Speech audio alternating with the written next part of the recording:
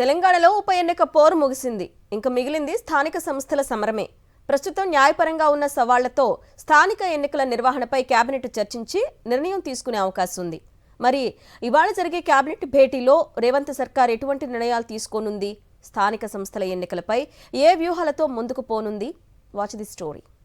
Telangana cabinet ఇవాళ భేటీ అవుతోంది. సీఎం రేవంత్ రెడ్డి అధ్యక్షతన ఇవాళ మధ్యాహ్నం 3 గంటలకు సచివాలయంలో ఈ భేటీ జరగనుంది.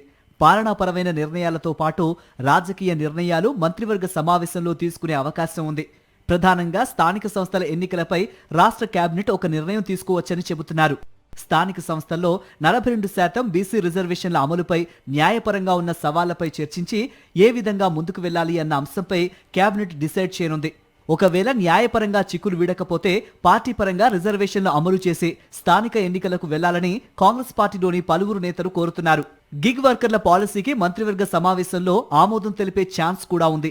రాష్ట్రంలో పెండింగ్ లో ఉన్న పలు అభివృద్ధి ప్రాజెక్టులకు కేంద్రం నుంచి అనుమతులు, నిధుల విడుదలపై కేబినెట్ లో చర్చించే అవకాశం ఉంది. ఇప్పటికే ఈ అంశంపై ముఖ్యమంత్రి రేవంత్ రెడ్డి కేంద్రంపై ఒత్తిడి తీసుకువస్తామని ప్రకటించారు. కేంద్రం నుంచి రావాల్సిన అనుమతులు, నిధులపై కేబినెట్ లో చర్చించి నివేదిక పంపాలని భావిస్తోంది రాష్ట్ర ప్రభుత్వం.